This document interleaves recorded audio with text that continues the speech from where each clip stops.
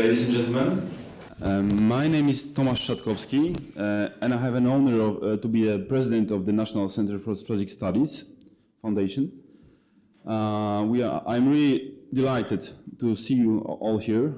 I'm really pleased that we have such an exquisite section of guests today. So I'm really looking forward to the discussion and the debate that we are going to have. I will just start with one historical remark.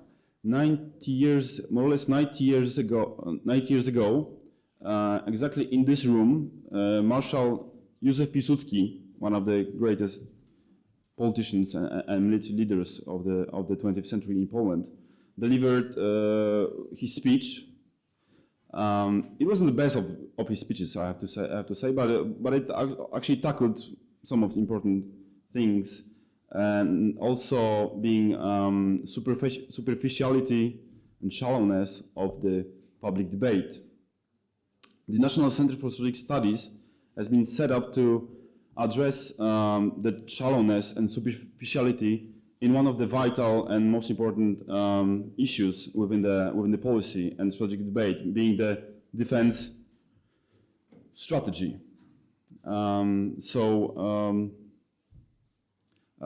We want to be some sort of an interface between the world of the policy and the world of military affairs, and we would also like to hear the voice of the defense industry as well. Today we decided to tackle the issues pertaining to the strategic situation around the Baltic Sea and the naval programs, and more broadly, defense modernization, because nowadays, with the progress of technology, the distinctions between the services of the armed forces actually blur. So we no longer can speak separately of naval, air, and land warfare. Why we decided to choose this topic? I mean, this is one thing is the defense modernization program of the Polish armed forces. The biggest one probably since the collapse of the communism in Poland, and which also tackles naval issues. So last year we had a lively debate regarding the future of our surface fleet, and we think that discussion lacked some depth. Second thing is an increase of tensions in the Baltic Sea region. So we thought it's a timely occasion to actually tackle those issues. And in a second panel, Jacek Bartosiak will present our report on that issue. However, we are also very lucky today to be able to deliver a broader background for the issues that we will discuss. We're very lucky to have two distinguished international speakers. James Jim Thomas from the US, the Vice President of the Center for Strategic and Budgetary Assessments and Director of Studies in that center. The name of the institution may sound benign, however, the CSBA is one of the foremost centers of strategic thinking in the US nowadays, and is very influential in terms of framing the concept, which is the basis for the so-called US pivot towards Western Asia. So we'll be able to hear what's going on in Washington in those terms, what are the newest trends, and what is the basis for the military thinking regarding those important issues, which of course pertain to the maritime dimension as well. We also have Admiral Lenné from the retired admiral with Admiral Jacques Lenné, who has a very diversified experience. He was an inspector general for the French Navy. He was commander of the French forces in the Indian Ocean.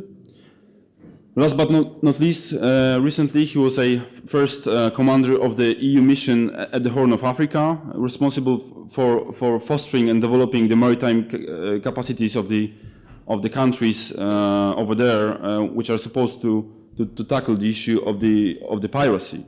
So we have a very, so I think that our speakers will be able to deliver a very diversified view of the trends in terms of the maritime dimension of warfare.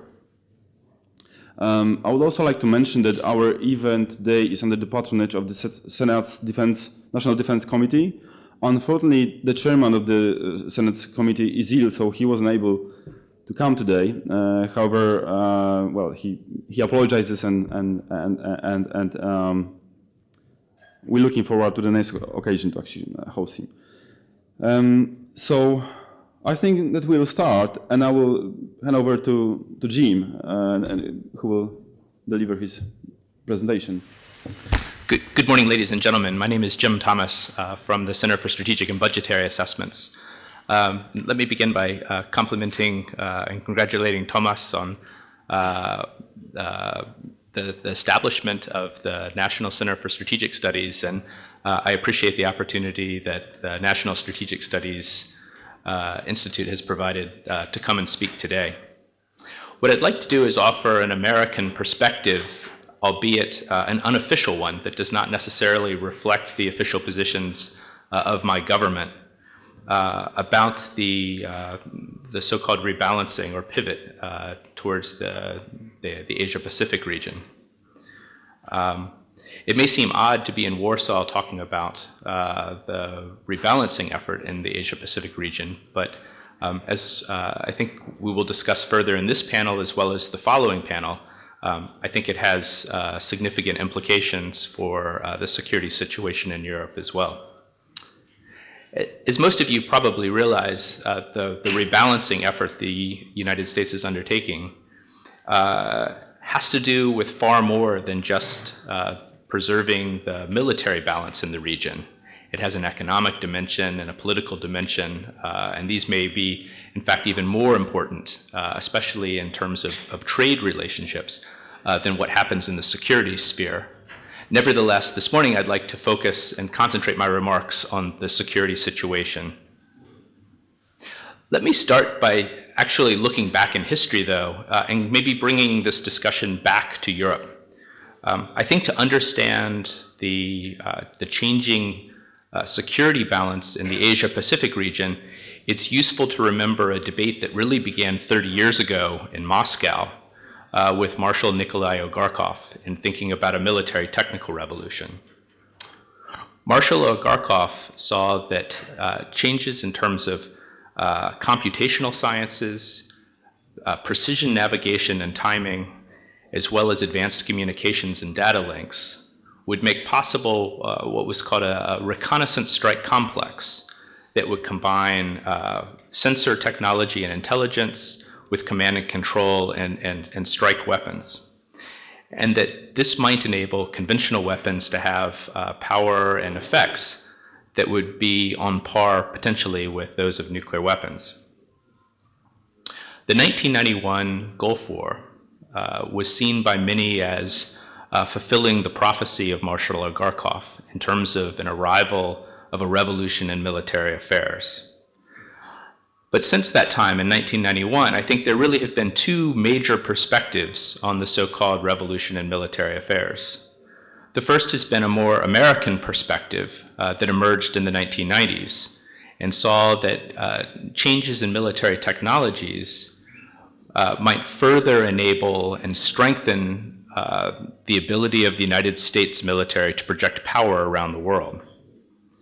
But an alternative view emerged as well, and this is most closely associated, I think, with the People's Liberation Army of China, and that is that this revolution in military affairs could in fact enable counters to power projection, and that there was greater potential for exploiting vulnerabilities in the power projection forces. And they developed concepts such as Assassin's Mace and a so-called anti-access and area denial battle network that could be used to hold off power projection forces.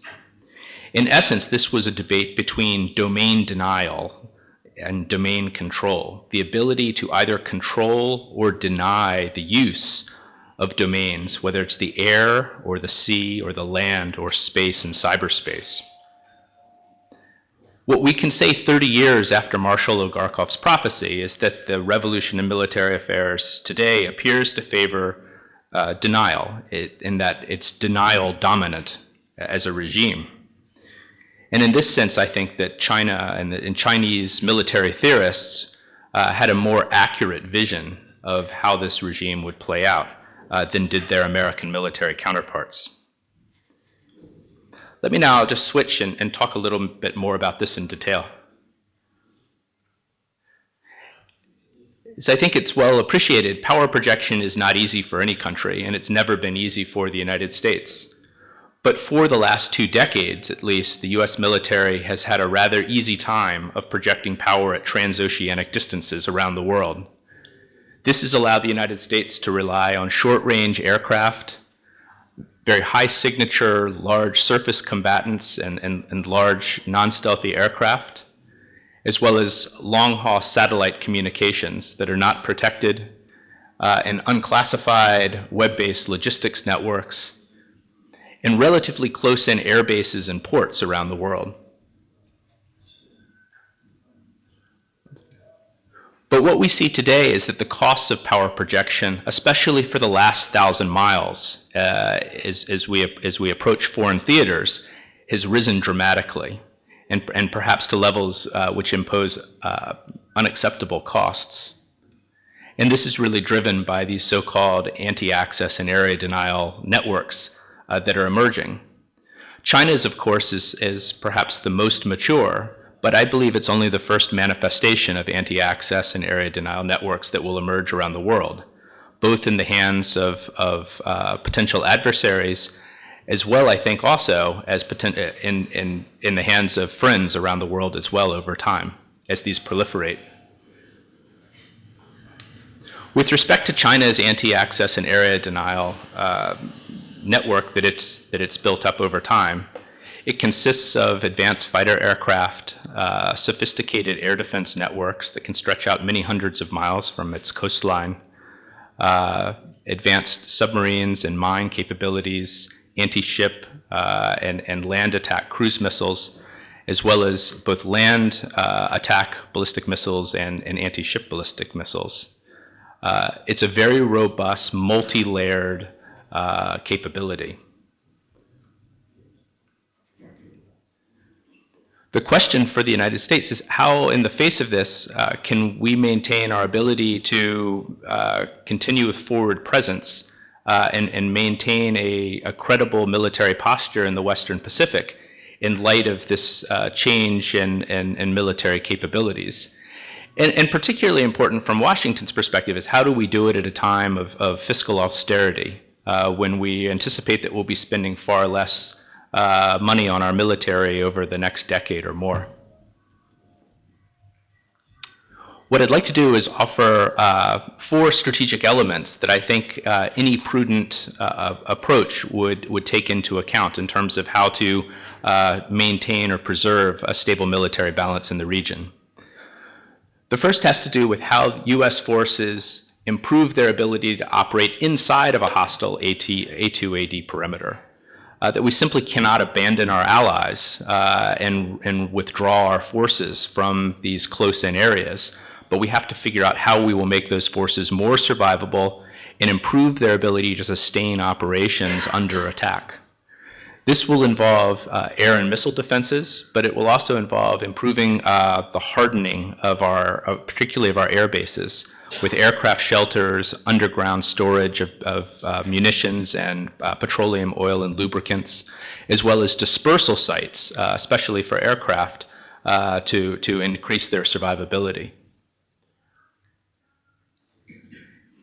It will also involve improving the ability of US forces to operate from greater range, access insensitive forces that can operate beyond the range of an adversary's A2AD capabilities.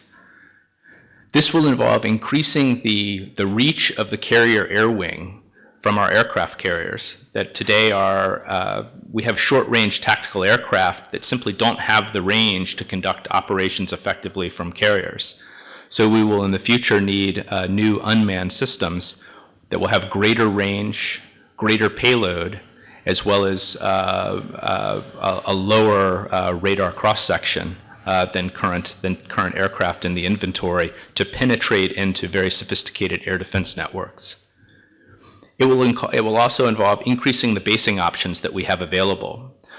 The problem we have today from an American perspective is we have too many eggs in too few baskets in the Western Pacific, largely on the island of Okinawa, our air base at Kadena, as well as Andersen Air Base at Guam. So we'll need to increase our basing and the access availability for our aircraft as well as ports for our ships. And we'll need new systems for penetrating aircraft, such as the long-range strike bomber that is now in development. And a critical element of this will also be increasing space situational awareness. How do we think about the space element in terms of how we maintain control of the space domain to the greatest extent possible, or potentially to deny it to an adversary, their use of space reconnaissance assets in a crisis? And this gets to one broader point, which is throughout this, we are facing with China, a country that has more than 1,000 theater ballistic missiles. It simply is unrealistic to think that we could go and counter every missile or missile launcher that China might have. So we're going to have to think more about how we would counter their ability to conduct effective reconnaissance and surveillance, their ability to command and control or battle manage those forces. And so how we think about the kill chain to the left of the actual use of the weapon will be increasingly important. And the third is essentially to judo throw China's own strategy, which is how do we think about encouraging frontline maritime states in the Asia-Pacific region to develop their own anti-access and area denial battle networks over time? How can they adopt many of these same capabilities that China has developed to defend their own sovereignty and make themselves much more, much tougher targets and less vulnerable in the face of China's regional power projection capabilities? And at the same time, how can they improve their ability to receive reinforcements from in terms of third parties like the United States that might intervene in conflicts in their region? This slide is actually taken from Tokyo and discussions there. This is a concept that the Japanese have been developing called the Southwestern Wall, which is Japan's concept for building an indigenous anti-access and area denial capability that exploits the use of its geography down through the Ryukyu island chain to create a barrier that could oppose the PLA Navy. There are a couple critical elements of this that place an emphasis on air and sea denial. Here you can see rings of anti-ship cruise missile batteries and their ability to cover into the East China Sea using the Ryukyu island chain as launch bases. Similarly, you can think of the Ryukyus as almost a chain link fence for anti-submarine warfare. In terms of the ability to instrument arrays between the island chain, as well as how you could think about conducting submarine patrols to make this a tighter barrier and make it more difficult for the PLA Navy to reach the open ocean in the Philippine Sea.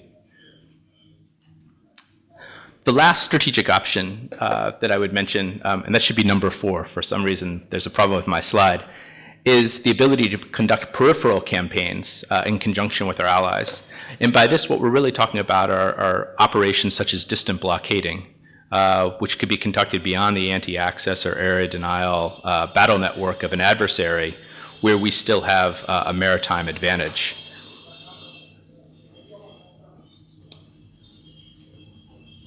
Shifting the balance in the Asia-Pacific region also has a number of implications for future force development by the United States. It's going to require a more balanced mix of short and long-range aircraft, as well as both manned and unmanned surveillance and strike systems. We'll have to think about how we increase the strike capacity of our submarines, and we're doing this today with the Virginia payload module that's being added to expand the strike capacity of manned submarines, as well as how we increase the endurance of our large diameter unmanned underwater vehicles. We also have two problems when it comes to munitions. The first is that we need new classes of munitions that are either stealthier and can penetrate sophisticated air defenses, or hypersonic and can just overwhelm them. And at the same time, we have to increase the inventory of weapons that we have around the world, given the salvo exchanges that we could anticipate. Our special operations forces that have proved so useful in operations over the past decade in Afghanistan and Iraq and in the Middle East also have roles to play in thinking about maintaining and preserving a military balance in the Western Pacific. In terms of some of the roles they could play countering hostile C4ISR systems or countering air defenses in the early stages of a campaign. But they will need new capabilities for being able to insert and extract themselves in denied areas. An integrated network electronic warfare is actually a Chinese term, which refers not only to cyber warfare and information warfare, but to its integration with electronic warfare as well as kinetic forms of combat. This really is going back in many ways to the old Soviet concept of radio-electronic combat. And how do we think about growing this as a discipline within the US military over time, as well as with our allies? And the last two really have to do with how we maintain the resilience of our forward-basing posture.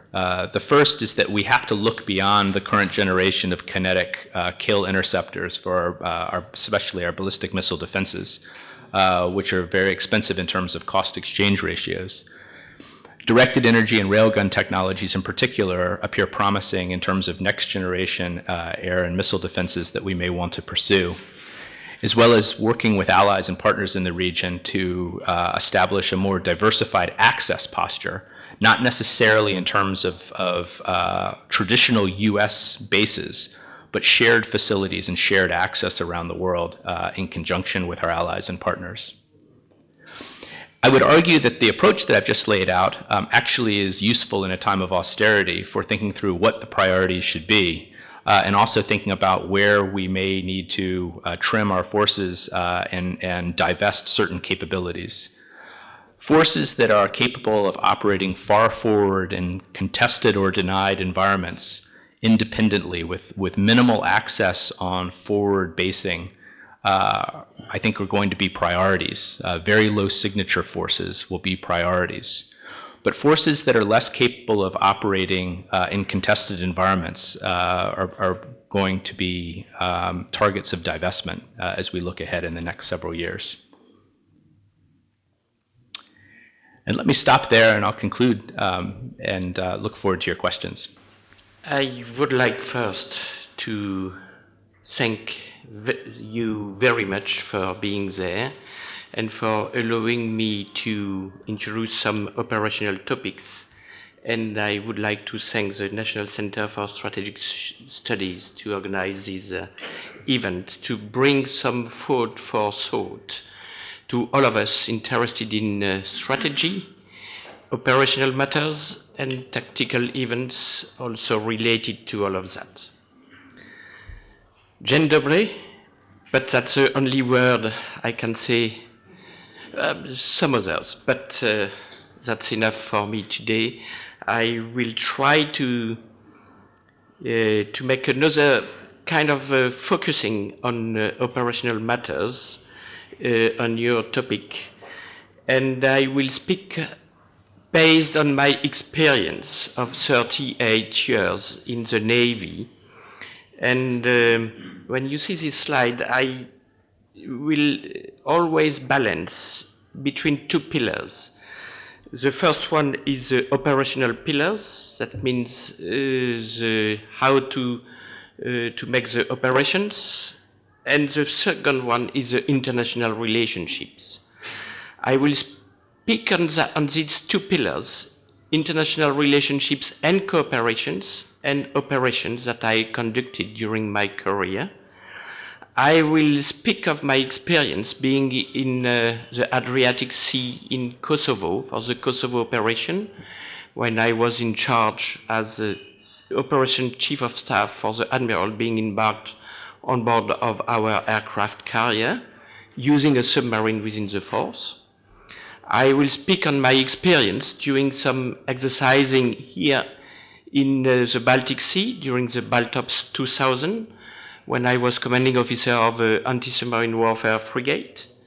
I will speak on my experience when I was admiral commanding the French forces in Indian Ocean in 2007 and cooperating with plenty of Navy and cooperating very closely with the US Navy in the Arabic Sea and in the Oman Sea and in the Indian Ocean too, and within the Southeast Asia, where I was in China too. All that, when you discuss on strategic and operational matters, we must go back to the first questions. What do we want to achieve and for what? It's very important to have that in mind. What are our strategic goals and what are the consequences of these strategic goals? Let me go back to maybe the example of France. I try? Yes, it works. I take this example of the reconstructions of the French Navy. After the Second World War, France was devastated. It was not the only country in Europe. And due to the will of one man, the General de Gaulle, we succeed to reconstruct means related to a politic. There is many periods during these reconstructions. First of all, these periods, 50s, 60s, where it was the reconstructions based on old ships. Mainly some, we tried to reunify the Navy with old means coming from the US too, with some patrol boats, ships coming from there. And it was a difficult period where it was also politics mixed with operational matters, where there were many debates on the trends we wanted to achieve.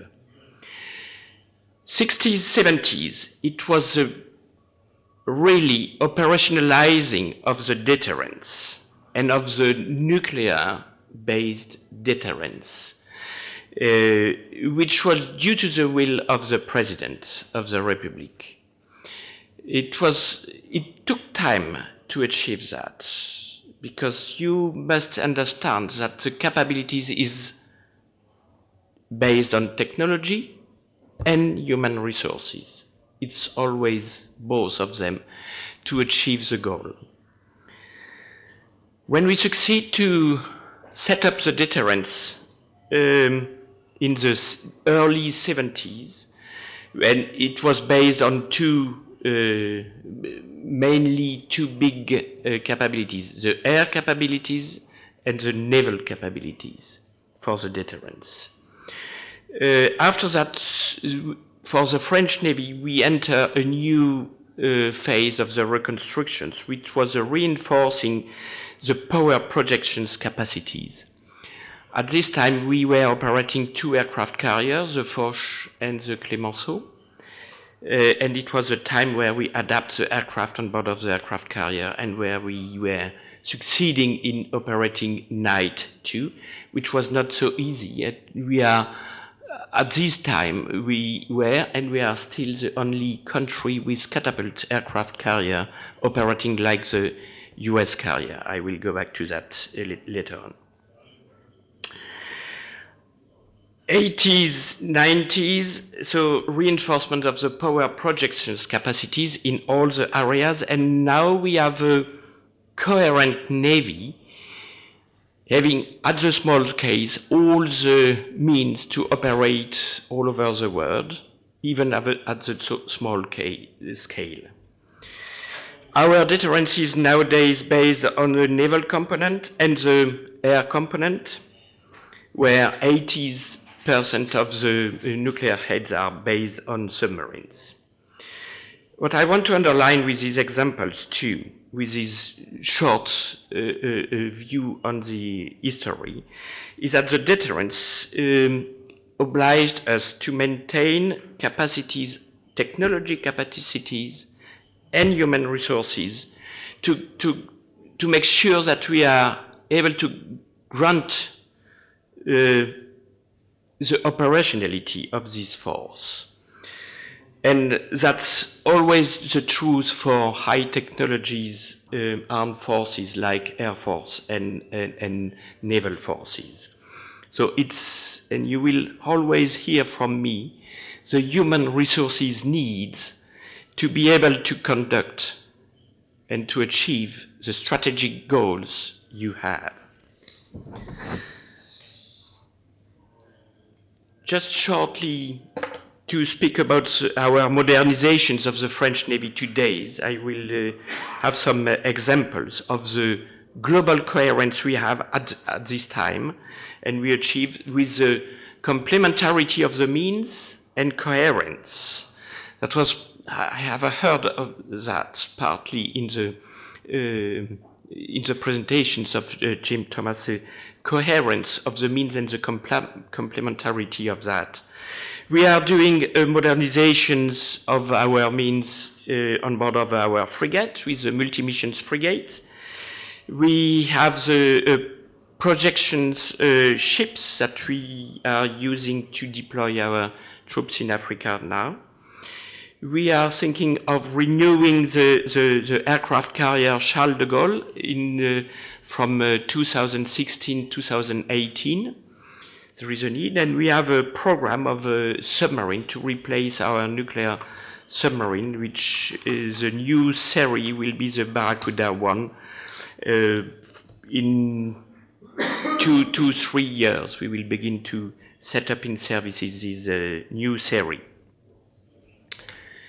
And we are developing also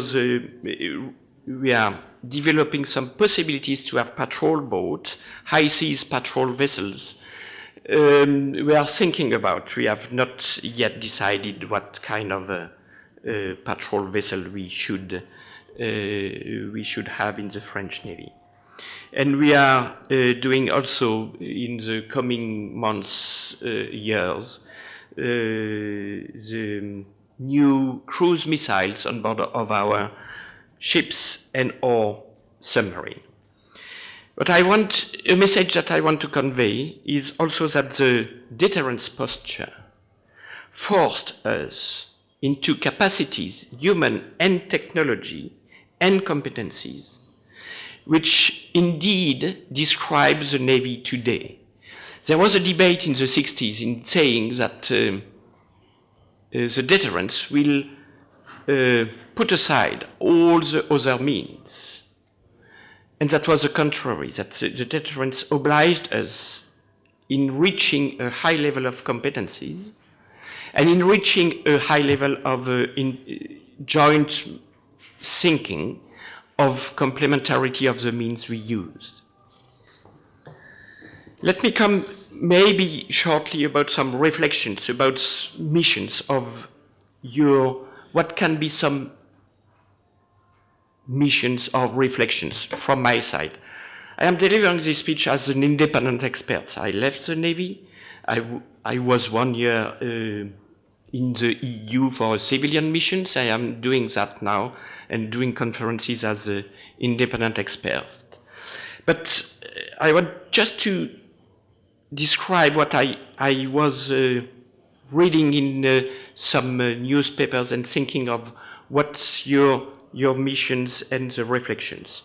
You are concentrating on the territory integrity and the defense, border defense. You are thinking with the Navy or controlling and protecting the sea line of communications.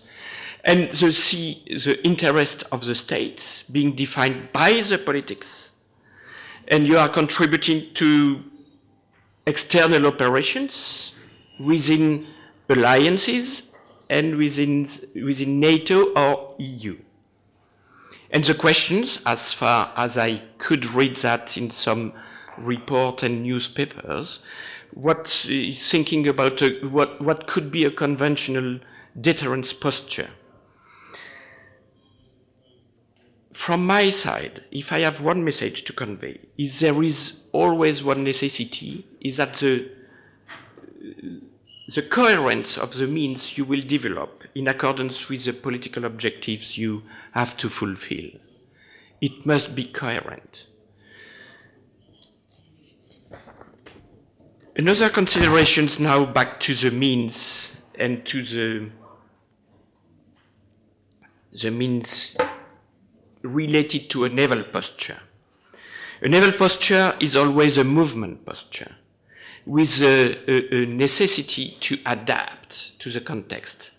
Whatever the geography is, you must adapt. And having navy means is an obligation for movement permanently and to have to be able to reverse the situations.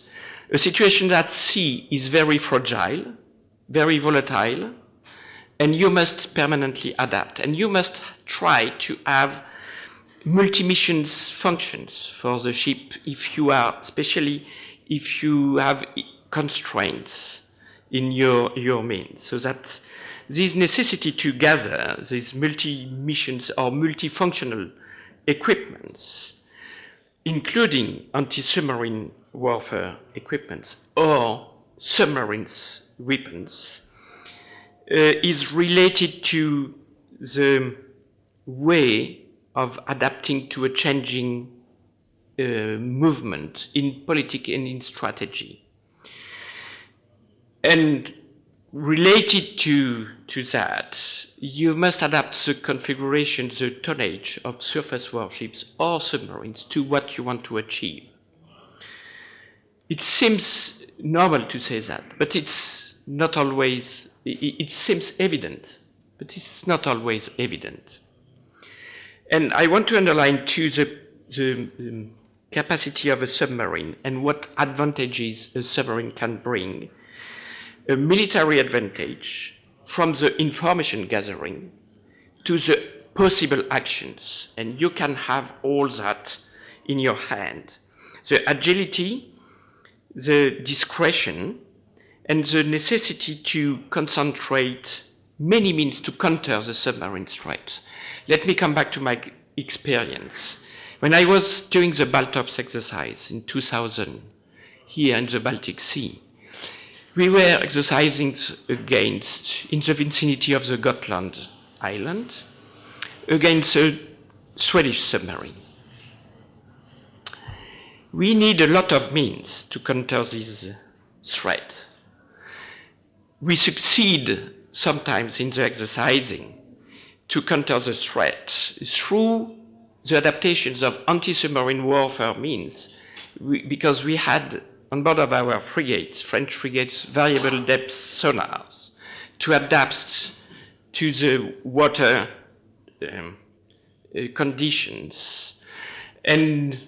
But when I see all the means to be there, to counter a threat, it was a huge challenge for the surface and air-based means to counter this threat.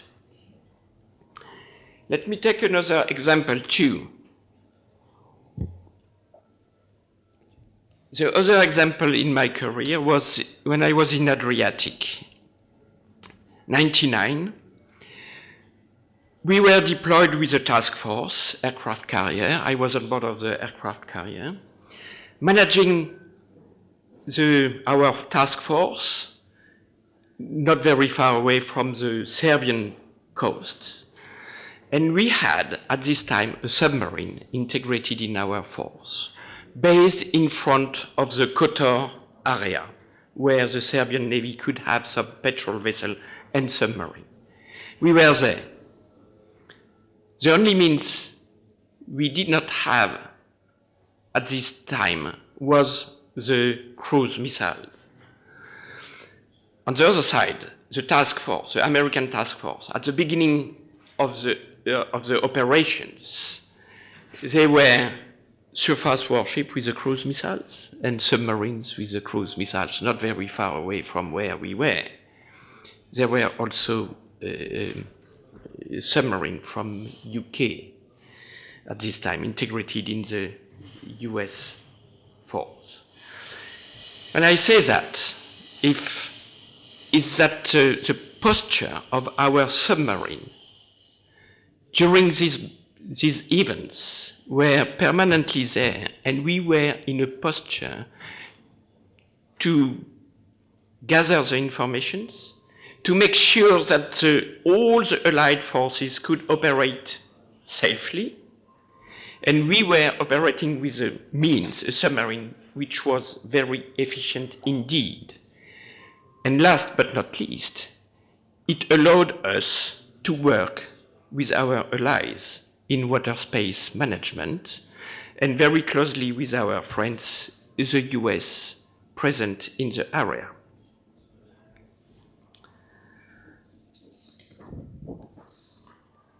Let me come back to go further a little bit about the coherence and the complementarity of the means. When you are looking for autonomy in defense, it's always essential to maintain a coherent capacities against all the kind of threats, under, on, and above the water, and in the air, in the area. And this structure of force with submarine ships and aircraft working together is a kind of nucleus of the autonomy of actions, is a complementarity of the means. It is an operational possibility that the political power can decide to use or not. And based on that remark, the submarines are specifically very efficient to gather the information and to be able to be in a discrete posture, able to act when it will be decided. Able to act when it will be decided. It's very important.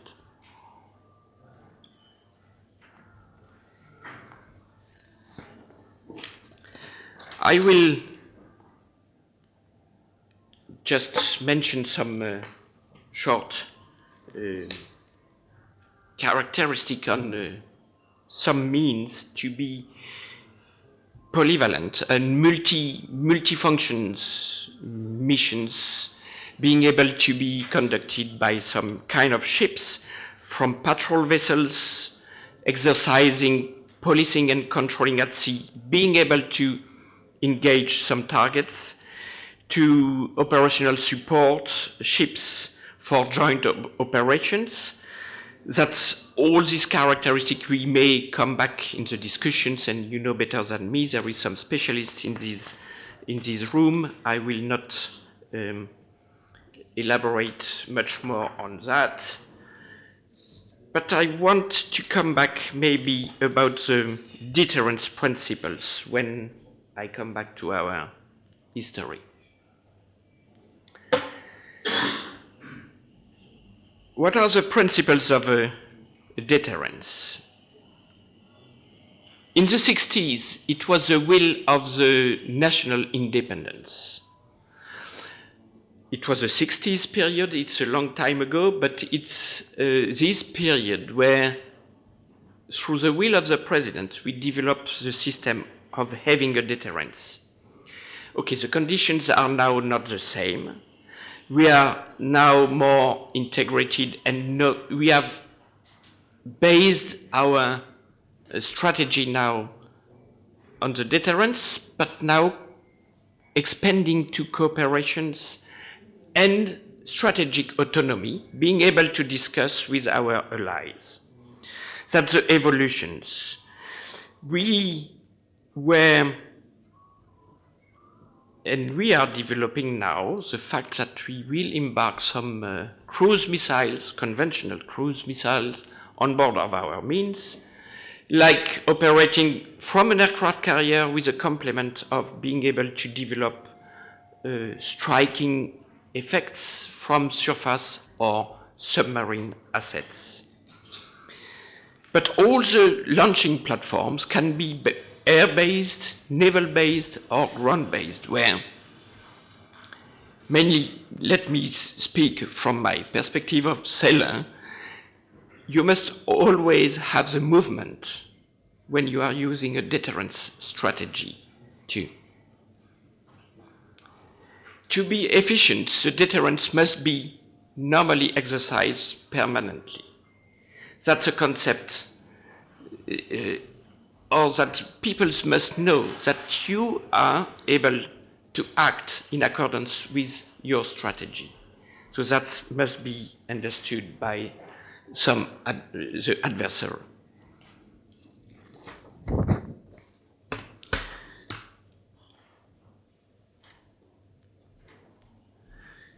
Let me speak about and exchange with you about the naval, what could be a naval component of a deterrent system.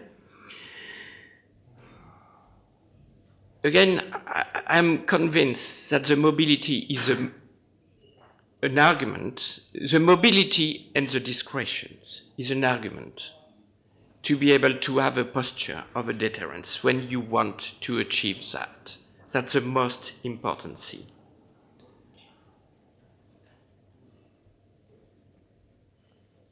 When you have a constraints area, you must try to combine the effects of your platforms. And I remember, again, in my Kosovo experience, where we were acting with our aircraft carrier in combinations with all the other means. The US aircraft carrier was coming a little bit later on, but the striking capacity was there because of the posture they had in front of in the Adriatic due to their means and capacity to be able to act accordingly to what they have declared. And that was important. Related to that, all this means we were working closely together. That means all the allies, having these kind of capacities, were able to coordinate and to decide jointly. That means when you are entering in a club of those who can and who have, you are discussing with your best allies. When you don't have the means, you are not entering in a club. That's I was exactly having as experience, as well in my experience as Indian Ocean Commander in 2007, when we were deploying our aircraft carrier there. I was in the best contacts with my US opposite number in Bahrain, close contacts, because we were obliged to coordinate and to try to act in the same way. We did not have the same scale, of course, I will not compare. But the fact that you are able to talk with allies, and that was in your presentations too, that means how to combine the effects, it's very important. But you can have a say if you have the means.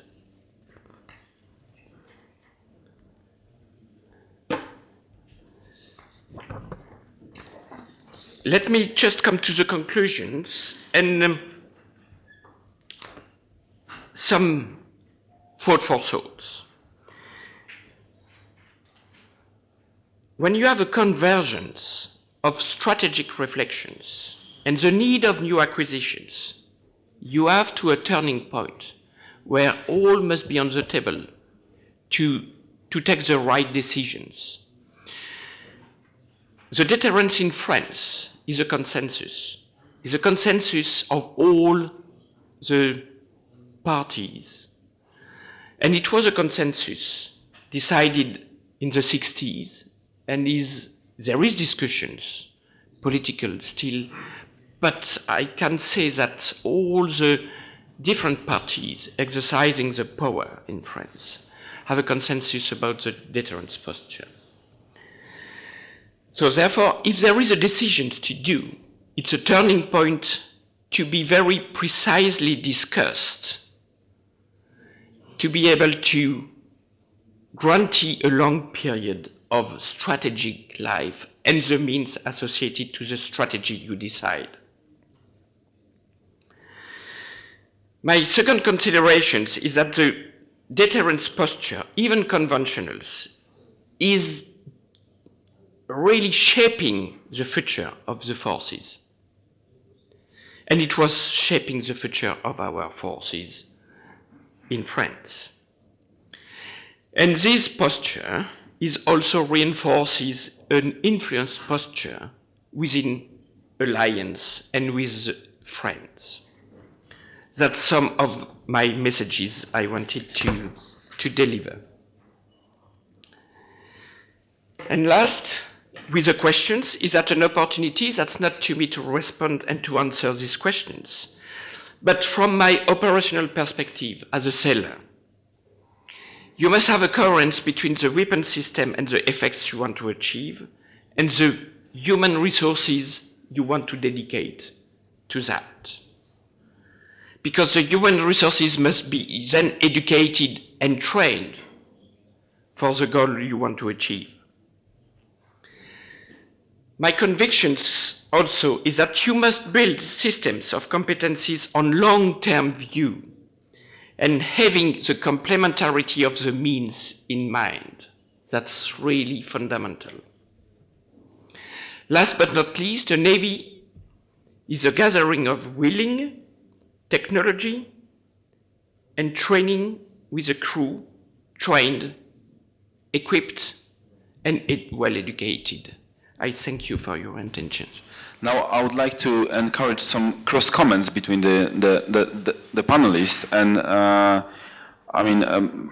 myself will be very curious to hear from Jim his comment on the tenets that were raised by Admiral Lenné, namely the complementarity and coherence of your forces as a need. I would also like to hear from Admiral, does this should apply to all of the actors in terms of the size. I would also like to hear from Admiral Lenné on what is the French take on the advent of the anti-access area denial capabilities? Is it already taken into account by the French armed forces, and what are the means to tackle those developments? Thank you much, and Jim, over to you. Thank you, Thomas, and thank you, Admiral, for an excellent presentation.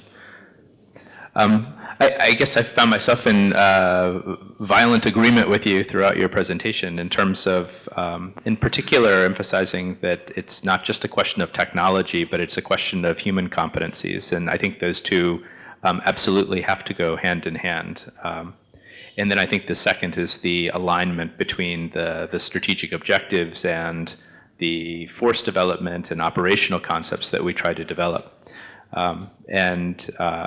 Especially, all countries have scarce resources. So this is absolutely essential for any country in terms of how it focuses its scarce resources on the critical challenges. And I think the last is, I certainly agree in terms of taking a long-term view, because especially when we're thinking about something like shipbuilding, this is occurring probably over a period of decades, and so we really have to focus on the things with an eye to the very long term. in terms of how we maintain the coherence of our force development planning during that period. And I think the last really is I really couldn't agree more when it comes to the advantages of submarines. And I think that we live in a world where whether it's in terms of the airspace or on land or in the water space, all of our forces are playing a game of hide and go seek. And the advantages increasingly are with the finders. It's easier to find large signature assets than it is to hide them. And so this is going to, I think, push us towards a greater use of low observability in the air, and we will rely more on it in terms of undersea. So I think just with some criticism towards my own military, I think we've been really slow to adapt in these areas. And I think that you've really put your finger on it in terms of how we think about rebalancing the fleet, the US fleet, not only between the Atlantic and the Pacific, but also between the surface force and the undersea force. So I'll just stop there. Thank you. Please. Yeah, thank you.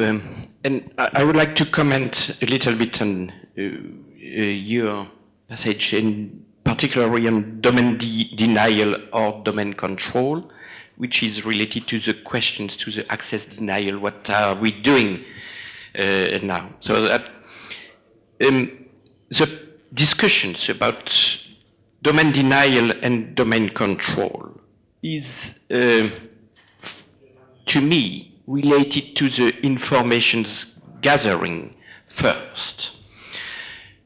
So information gathering is a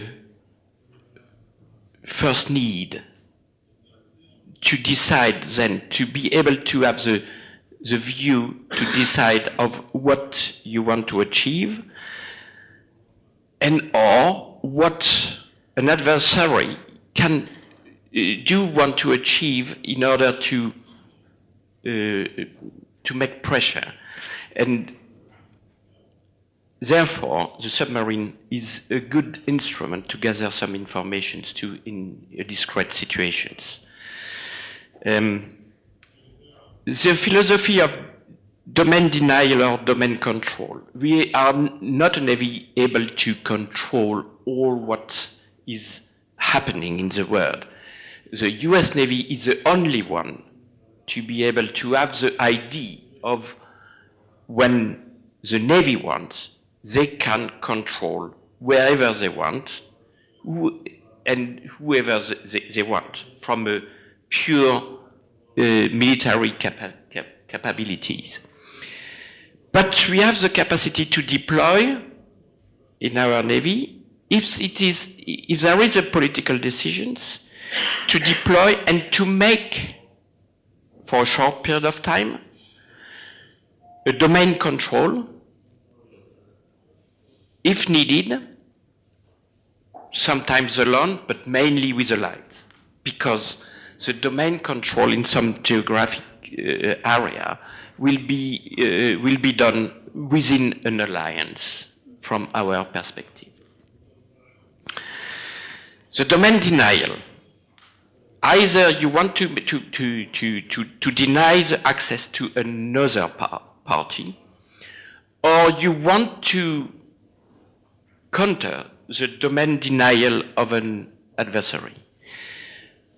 To counter this domain denial, to be free of movement, again, the Navy, and particularly the submarine, is a good weapon. Definitely. Discretions.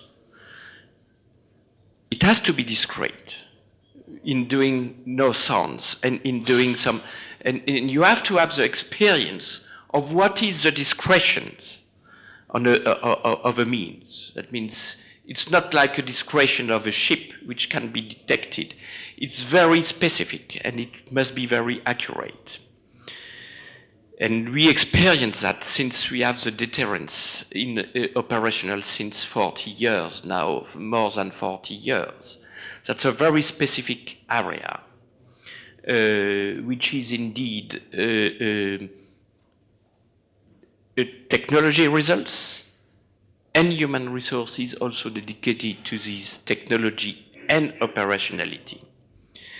So domain denial or domain control, depending on what you want to achieve. Again, that's not philosophical. If you have some means which are adaptable, you can proceed to achieve your goal with controlling with some allies, being integrated in joint forces, and or denying some access from your perspective. You can try to do that, but the denial can be then a deterrence posture, even with a classical event, provided you are credible. And the credibility is based on the means, the platforms and the weapons embarked on the platforms. The credibility is essential. That's my, again, result of the experience of the different operational theaters that I was confronted with. Thank you very much. Now I think it's time to open the floor for questions from the public. So, which I really encourage you to do. And in doing so, please introduce yourself briefly and please state your, pose your question, if possible also briefly. So please, is there anybody interested in? Okay, I have a Commander Maximilian Dura. So. Yes, I'm a retired commander from the Polish Navy now. I'm the expert for the Defense 24 portal. I have one question for two speakers.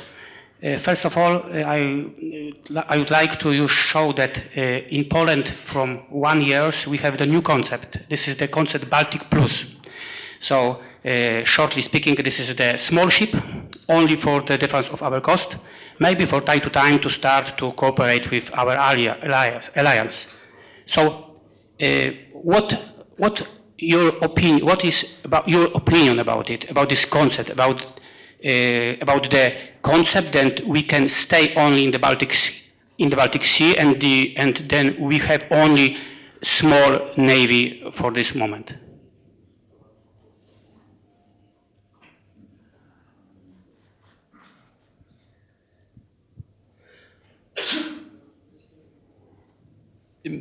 Let me say that as a former admiral, I will always be an advocate for a navy as a diplomatic means, as an influence mean, as a political mean in the hand of the government, and as a military mean. So I will always be an advocate for that, because the sea, and the sea is a space of maneuver, has always been a space of maneuver.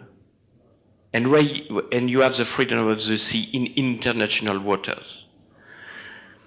So that's my global position. It's not related to Poland, to other countries. It's a matter of fact. The sea is always the background of your freedom for maneuvering in diplomatic, in all the effects you want to achieve. Having said that, you asked us and me to answer of what's the credibility of what we think about your new concept. Again, that's difficult to me to answer. I'm not in the place of the deciding authorities. What just I want to underline is a coherence you want, and I said that in my presentations. People who decide must be coherent with the means you want to achieve. A navy is dedicated, your area is the Baltic Sea. I think we will see that in the second presentation, this second round table. Fair enough, but the sea is the sea. The sea is not the sea is not the land. There is no barrier on the sea. it depends on the way you want to see the world. The way you want to see the world is to make sure that you are an ally with some strategic objectives being put on the table by NATO or by EU. If you want to be a player, you have to have the means to be the player with your allies. It has to be coherent. It's depending of, again, the political goal you want to achieve. And the coherence of the means with the political goal must be there. That's my, again, the messages I convey when I do some conferences, even in Southeast Asia. Let me take the example maybe of when I was in Southeast Asia. Malaysia is just becoming a submarine power.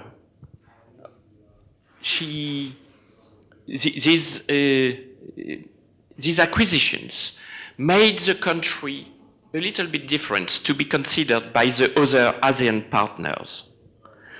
It's a country which has the means now to discuss on that matters, who is able to control his own territorial waters and related waters, and to cooperate with others. That changed the situations of Malaysia within the Southeast Asia. At this level, it is not a country to develop an offensive strategy, but it's just making the Malaysia in a situation of discussing with his neighbors. And that's an important step further. Cooperating, because at sea, you are developing cooperations, but you can develop cooperations when you have the means to develop the cooperations. That's, I always saw that when we are deploying our assets, naval assets, all over the world. You are able to talk with the one who has the means. That's it. From then, your perspective of Poland, that let me maybe try to understand a little bit better after the second round table on the geography and what the discussions I will hear between you and all the panelists.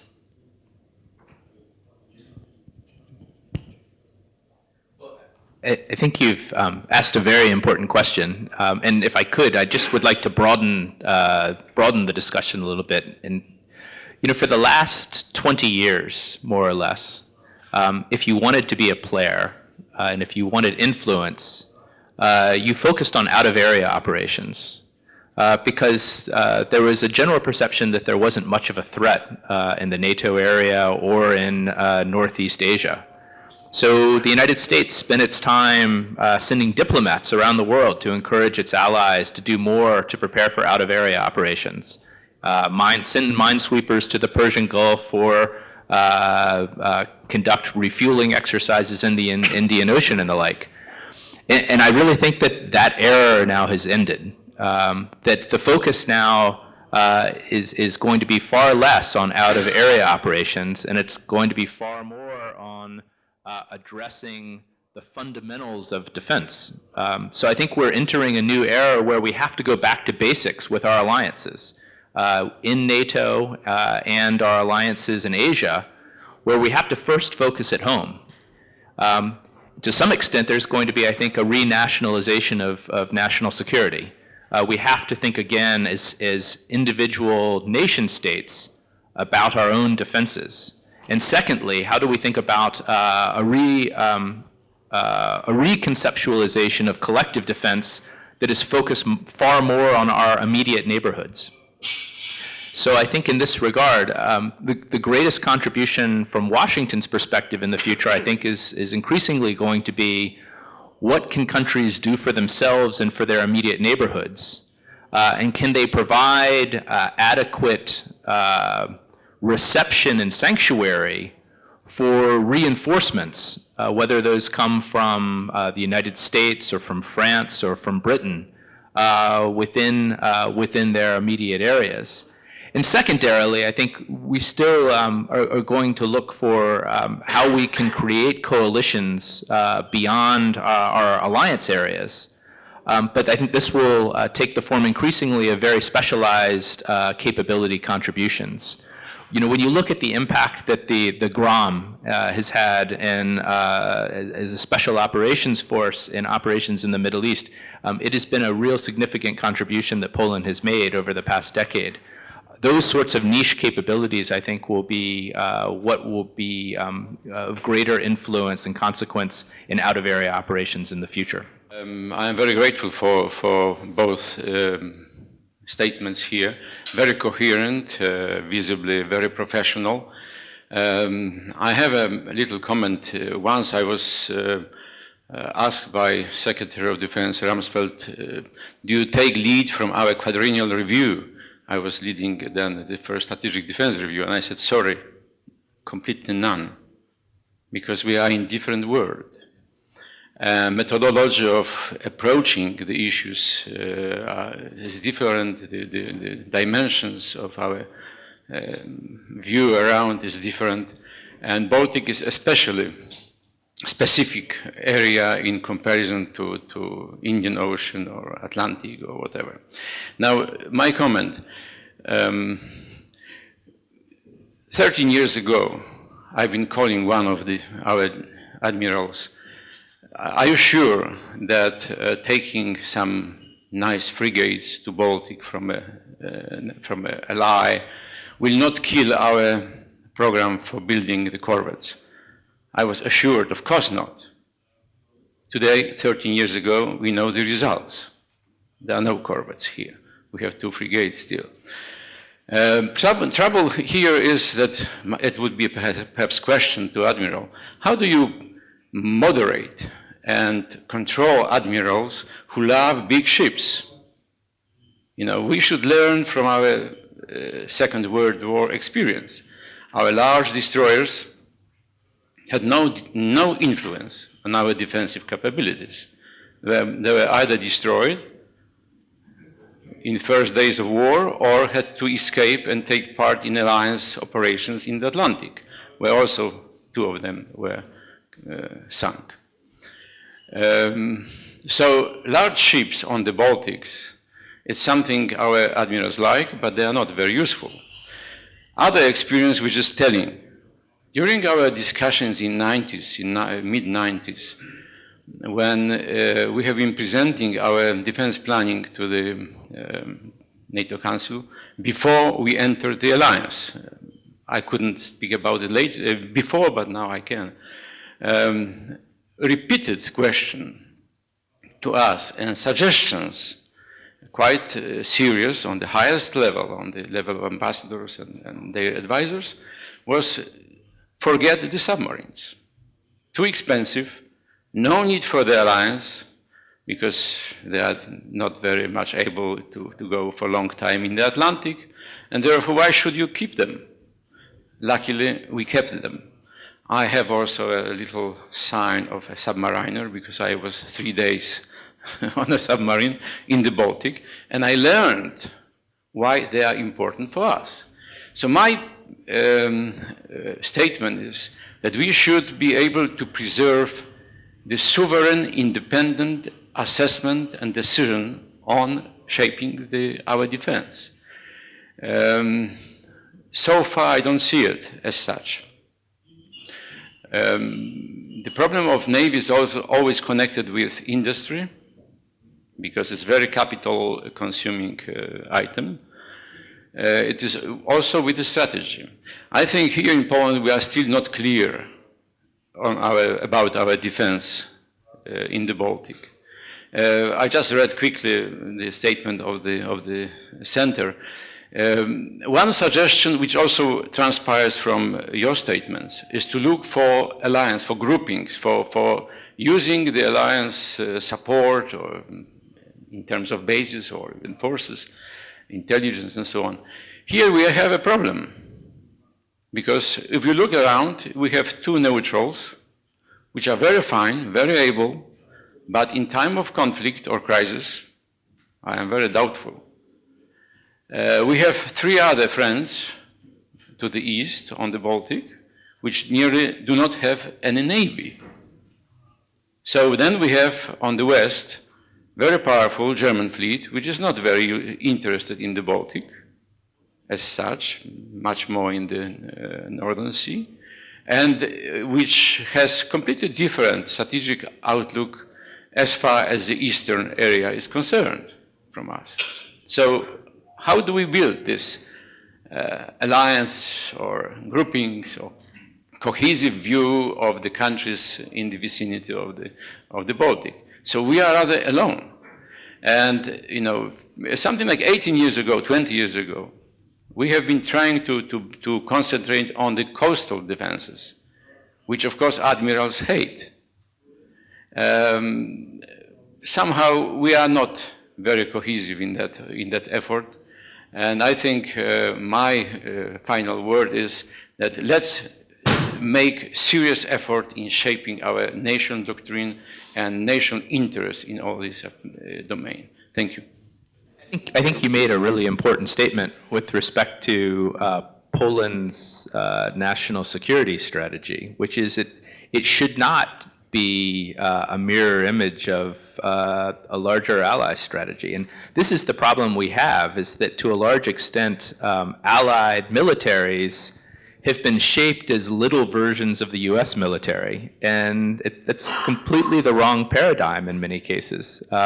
We need a Japanese ground self-defense force that looks more like the US Army of the 19th century, which focused on coastal defense. We built fortifications up and down the Atlantic seaboard to fortresses with coastal artillery to defend against the British Royal Navy. That's what our army was doing in the 19th century. And that's the sort of capability I think that we need in Asia today. I think it really underscores the importance of coastal defense and sea denial forces for defending Polish sovereignty in a very tough neighborhood.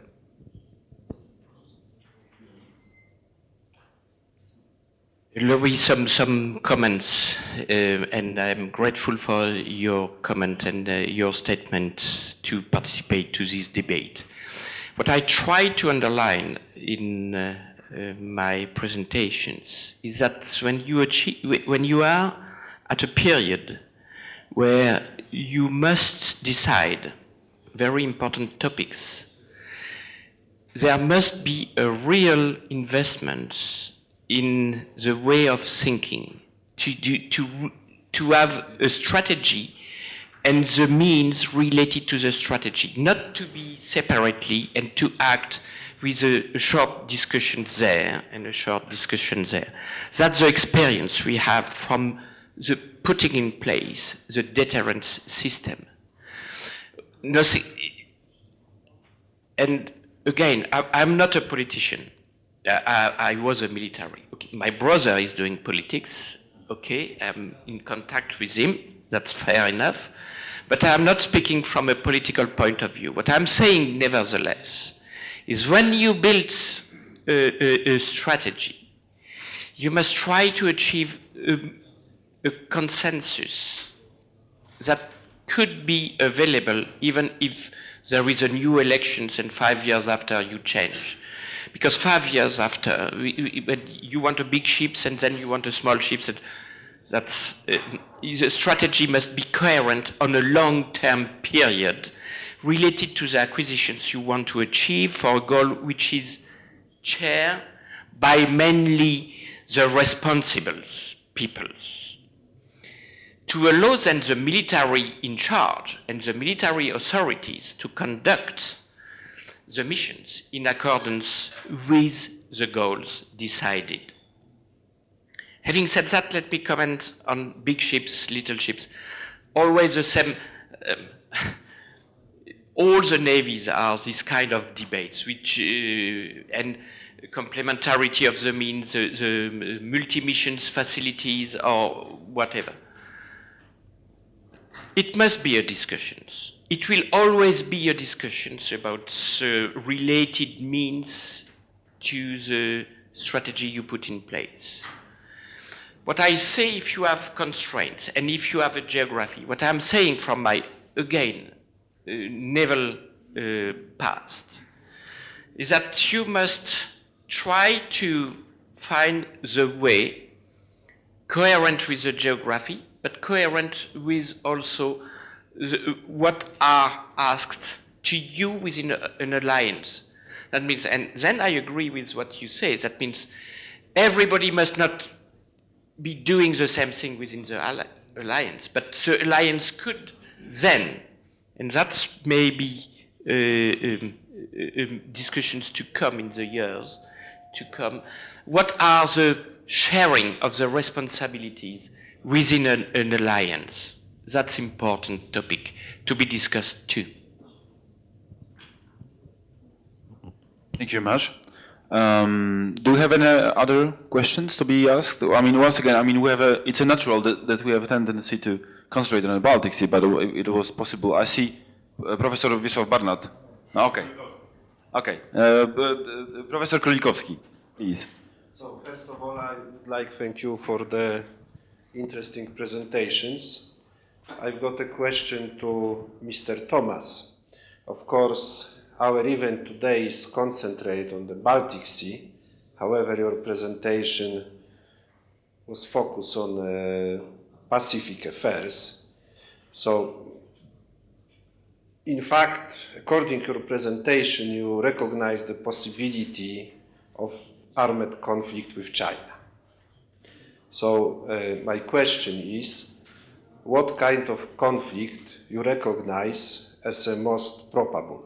I mean the low intensity conflict or conventional conflict or with the use of weapon of mass destruction. So what is the... With China? Yes, with China. Well, let me start by saying that I do not think that conflict with China is probable. I think that the idea of a war between the United States and China is absolutely crazy. That it's something I think that would be a catastrophe for the United States, and I think it would be a catastrophe for China. And I think that that's well understood.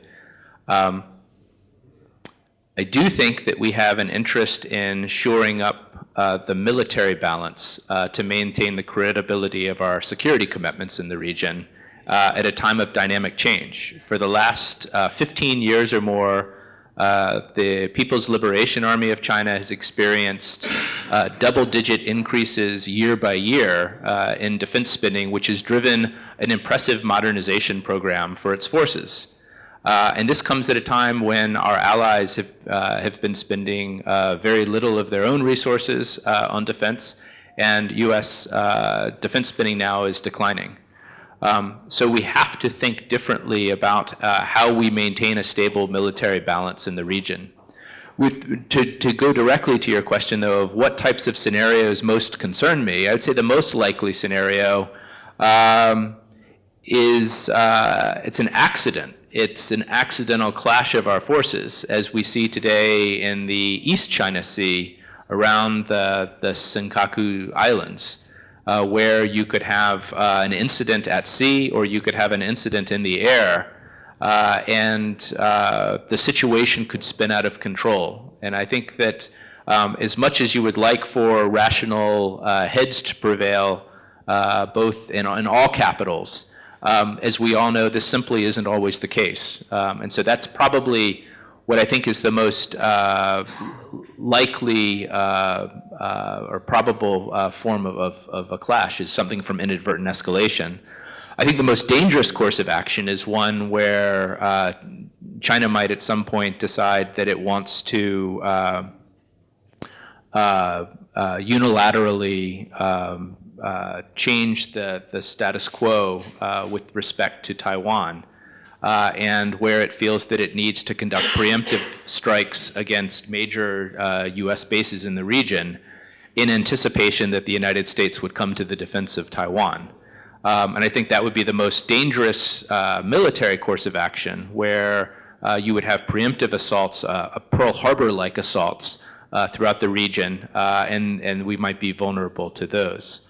But again, I think that's far less likely, if not almost improbable. But I do think that there's danger of incidents at sea or incidents in the air where aircraft may collide or may radiate each other with their radars. I think that the probability of those incidents growing not only between the United States and China, but even more dangerous is between China and its other neighbors in the region, where the United States' commitments to them might be called into question. I think that that's a growing concern.